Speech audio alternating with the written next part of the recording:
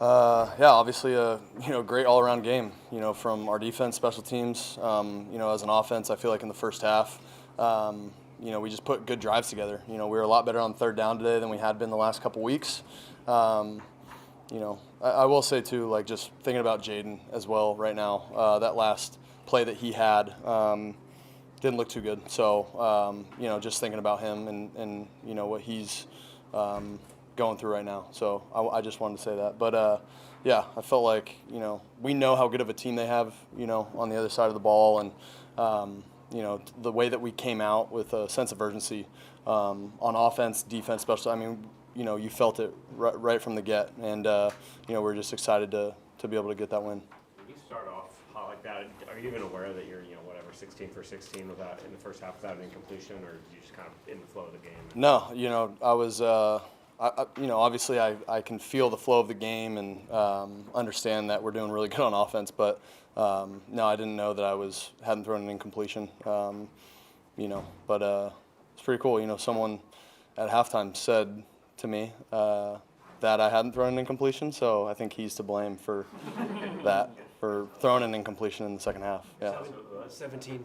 Not going to say who it was. 17 straight completions. Is that the most that you've ever had at any level? That's a good question. I don't know. Got to go back to the archives for that. I think I had a similar game in high school, but college or pro, that's probably the most consecutively. Have you ever felt that locked in any pro game before? Yeah. I mean, yeah. There's times where you feel like as a play caller, with Clint and myself and just the whole offense, you can feel that kind of flow and feel like every single play that we're calling is for the exact defense that they're rolling out there. So, yeah, sometimes, that flow, it just happens, especially in football. So, yeah, it feels good when it happens, but just got to take advantage of it when you get those looks for those plays that are being called. Mike talked about being proud of guys stepping up. You got Cooper Kupp out, Horton gets a start, 2 touchdowns. Yeah. Depth-wise, you're missing guys. Cody gets a 60-yard touchdown. Just yeah. How cool is it to see so many different guys making plays? Yeah, it's huge. It's huge for our team. We say it all the time, but to actually see it happen, like Coach Mike says it all the time, like, it takes all 70 every single week. It takes all 70 to go out here and execute on Sundays. And you saw it come to life. Cody White, Ricky White, all these guys on practice squad have been putting on really good tape out there. That's not by mistake. They're going up against a great defense every single week, and they proved, especially Cody, Tory, all those guys. They proved why they're here in the NFL. And yeah, I thought Cody did really well. The entire week, just especially with everything kind of going down the way it did, just being ready when his number was called, and especially Tory and then Ricky as well. So yeah. The sudden change and stuff you guys work on, and the attack mentality of going for explosive plays after sudden change. Mm-hmm. How much is that coaching staff? Is that emblematic of what you guys are trying to do mentally for the whole team? The approach, that thinking. Yeah, I think again it kind of depends on the flow of the game. Sometimes when sudden change happens, sometimes you want to call a shot, sometimes you don't. But yeah, I think just the way the game was going, I felt like that was a really good time, to call the play that we did. And again, it's not, just because we call that play doesn't mean I have to throw it to Elijah, down the seam. We had a great check down as well on that play, but Elijah ran a great route and did a really good job of finishing the play. Clint, Coach Kubiak seemed to have a really good game plan coming in and how to attack them with the run game, with that first drive. Did you feel that have a positive impact on some of the coverages that you were starting to see with the way that you guys were stretching them with the run game early? Yeah, for sure. I think just the way our offensive line has been playing, the last few weeks, I would say. I say it all the time, but just the communication and, the way that they gel, you can see it off the field, you see it on the field.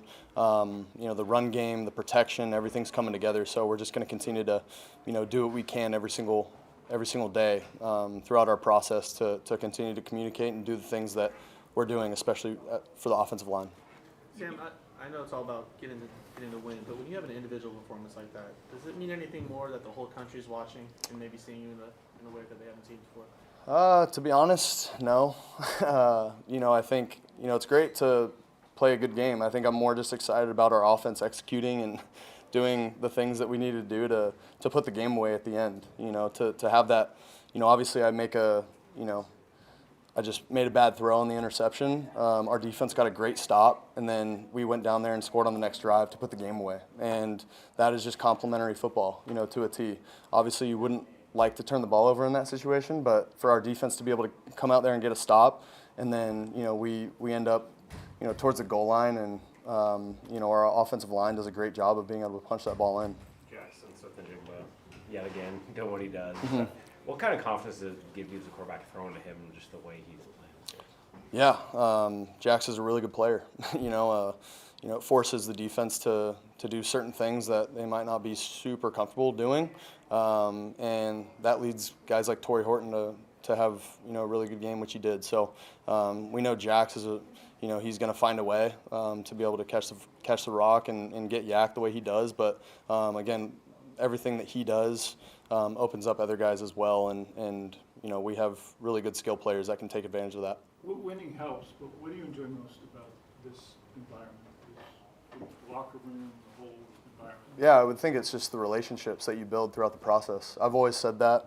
That's why I play this game. You know, it's the relationships that you build along the way. You know, starting here in April, you know, I was so happy to be able to sign here in March, and then to be able to work with the guys starting in April in OTAs and training camp. Like, the relationships that you build, you know, off the field. Obviously, you know, you build relationships on the field as well, but, you know, as people, it's just great to be able to get to know the guys in the locker room and you know, go out there and compete with them, and, you know, to be able to celebrate wins with those guys in the locker room after. Like, that's why I play the game. Thank you. All right, thanks, Sam. Thanks, guys.